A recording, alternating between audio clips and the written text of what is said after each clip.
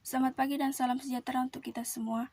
Baiklah, kami dari kelompok 2, yaitu saya sendiri, Lara Pasaribo dengan NPM 20100019, teman saya Salsa Utami dengan NPM 20100026, dan Samsia Rahab dengan NPM 20100010. Baiklah, di video kali ini kami akan mempresentasikan materi kami yang berjudul Expenditure Assignment, yaitu pembagian fungsi atau kewenangan antar tingkat pemerintahan. Indonesia merupakan negara kesatuan yang berbentuk republik.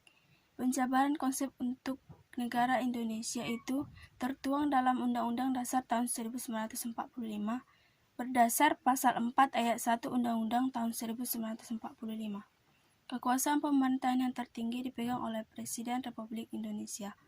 Prinsip utama dari kesatuan adalah peletakan kekuasaan tertinggi atas seluruh urusan pengolahan negara di tangan pemerintahan pusat. Kekuasaan tertinggi atas urusan negara itu dipegang oleh pemerintahan pusat tanpa ada pelimpahan wewenang ke pemerintahan di daerah.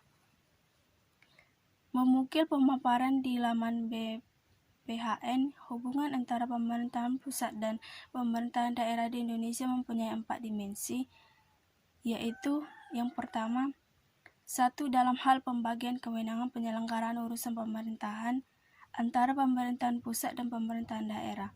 Objek yang diurus bisa jadi sama tetapi wewenang keduanya berbeda. 2. Pembagian kewenangan pemerintahan pusat dan pemerintahan daerah di atas membawa implikasi kepada hubungan keuangan yang diatur dalam Undang-Undang Nomor 33 Tahun 2004.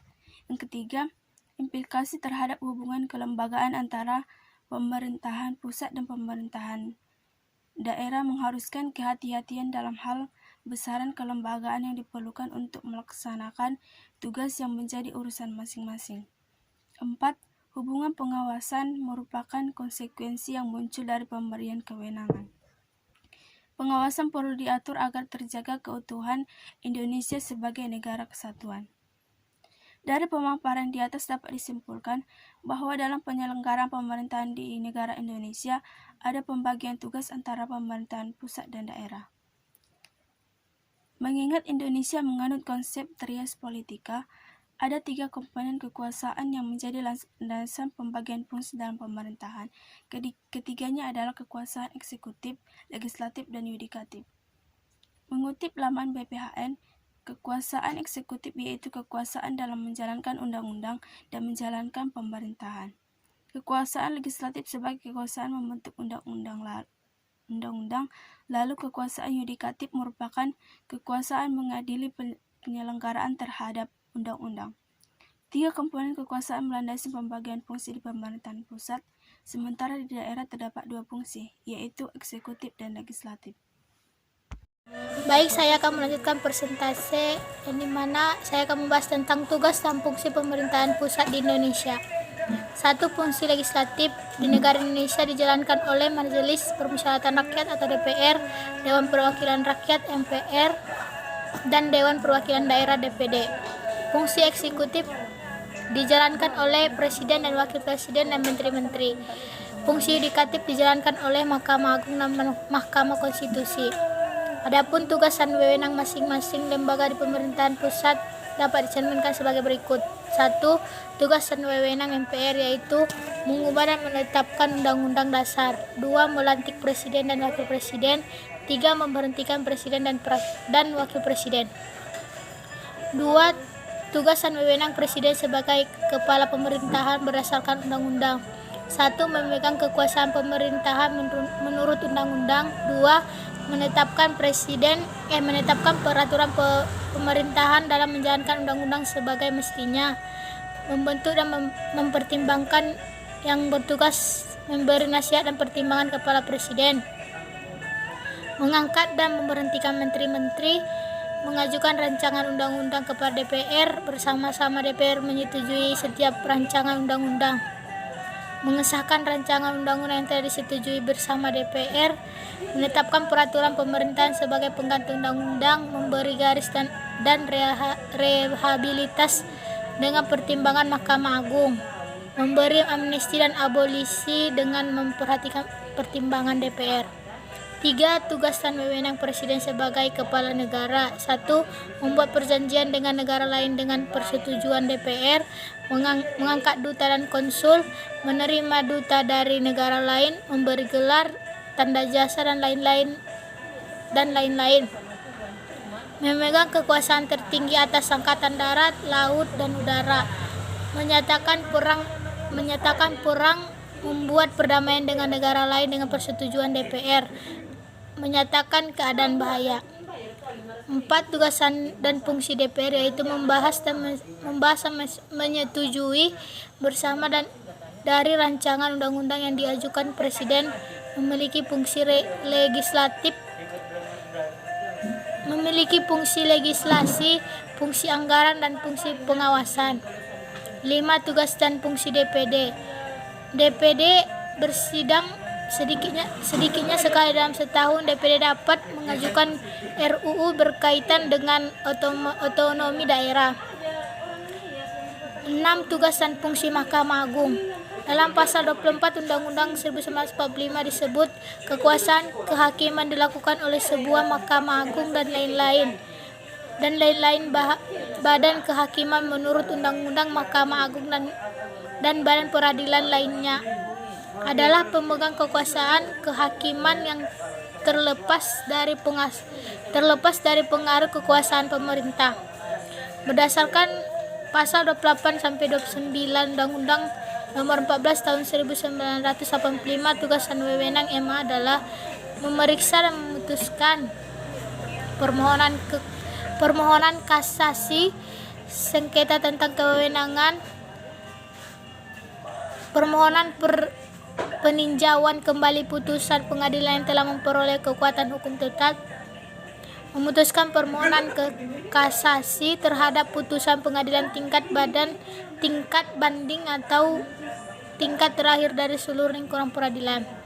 7. Tugas dan wewenang Mahkamah Konstitusi berdasarkan pasal 24C ayat 1 Undang-Undang 1945 yang ditegaskan kembali dalam pasal 10 ayat 1 huruf A sampai dengan D Undang-Undang 24 tahun 2003. Ada 4 wewenang Mahkamah Konstitusi, yakni 1.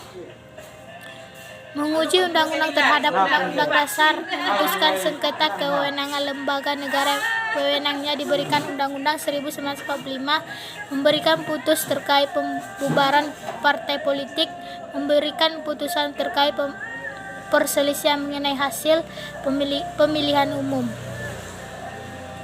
8. Tugas dan fungsi Komisi Yudisial.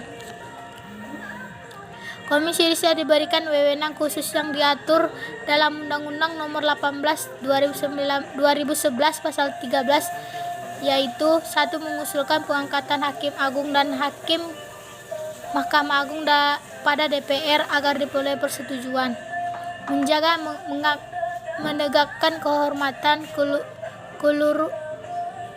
keluhuran martabat serta perihal hakim, menetapkan kode etik dan atau pedoman perilaku hakim, menjaga dan menegakkan pelaksanaan kode etik dan atau pedoman perilaku hakim.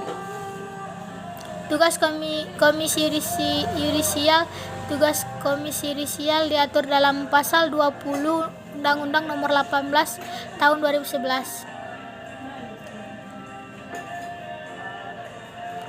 Adapun rangkaian Komisi Yudisial yaitu 1. Terkait dengan menjaga dan menegakkan kehormatan, keluhuran martabat serta perilaku hakim. Tugas Komisi Yudisial yaitu melakukan pemantauan dan pengawasan terhadap perilaku hakim, menerima laporan dari masyarakat berkait dengan pelanggaran kode etik dan pedoman perilaku hakim, melakukan verifikasi, klarifikasi dan investigasi pada laporan dengan pelanggaran kode etik dan pedoman perilaku hakim, memutus benar tidaknya laporan dengan pelanggaran kode etik, mengambil langkah hukum dan atau langkah-langkah orang perseorangan, kelompok orang dan badan hukum, melakukan melakukan pendaftaran calon hakim agung, melaksanakan seleksi pada calon hakim agung, menetapkan calon hakim agung. Sekian dan selanjutnya dilanjutkan oleh Samsia. Baik, saya akan melanjutkan presentasi kami, yaitu dengan judul Tugas dan Fungsi Pemerintah Daerah di Indonesia. Penyelenggara pemerintahan daerah di Indonesia ialah pemerintah daerah dan Dewan Perwakilan Rakyat atau DPR. Kepala daerah menjadi pemimpin pemerintahan daerah yang dibantu wakil kepala daerah. Berikut ini ada tugas wewenang keduanya. Yang pertama yaitu tugas dan wewenang kepala daerah. Memimpin penyelenggaraan pemerintah dan daerah sesuai kebijakan yang ditetapkan bersama DPRD. Nah, mengajukan rancangan peraturan daerah atau Perda, menetapkan Perda yang telah mendapat persetujuan bersama DPRD, menyusun dan mengajukan rancangan Perda tentang APBD kepada DPRD untuk dibahas dan ditetapkan bersama, mengupayakan terlaksananya kewajiban daerah, menyusun dan mengajukan rancangan Perda tentang APBD kepada DPRD untuk dibahas dan ditetapkan bersama, mewakili daerah di dalam dan di luar pengadilan, dan dapat mengajukan kuasa hukum untuk mewakili sesuai peraturan perundang-undangan, melaksanakan tugas dan wewenang lain sesuai peraturan perundang-undangan. Nah, yang kedua, tugas dan wewenang DPRD, membentuk perda yang dibahas dengan kepala daerah untuk mendapat persetujuan bersama, yaitu membahas dan menyetujui rancangan perda tentang APBD bersama kepala daerah, peraturan kepala daerah APBD, kebijakan pemerintah daerah dalam melaksanakan program pembangunan daerah, dan kerjasama internasional di daerah. Yang selanjutnya yaitu untuk mengusulkan pengangkatan dan pemberhentian kepala daerah atau wakil kepala daerah kepada Presiden melalui Menteri dan Negeri bagi DPRD Provinsi, dan kepada Menteri Dalam Negeri melalui Gubernur bagi DPRD Kabupaten atau Kota. Memilih wakil kepala daerah dalam hal terjadi kekosongan jabatan wakil kepala daerah, memberi pendapatan dan pertimbangan pada pemerintah daerah terhadap rencana perjanjian internasional di daerah, memberi persetujuan rencana kerjasama internasional yang dilakukan pemerintah daerah, meminta laporan keterangan pertanggungjawaban kepala daerah dan penyelenggaraan pemerintah daerah. Nah, selanjutnya untuk membentuk panitia pengawas pemilihan kepala daerah dan melakukan pengawasan dan meminta laporan KPUD dalam penyelenggaraan pemilihan kepala daerah. Selanjutnya, memberikan persetujuan rencana kerjasama antar daerah dan dengan pihak ketiga yang membebani masyarakat dan daerah. Nah, cukup sekian presentasi dari kami kelompok 3. Bila ada kata-kata kami yang salah, kami minta maaf. Wabillahi taufiq wal hidayah. Assalamualaikum warahmatullahi wabarakatuh.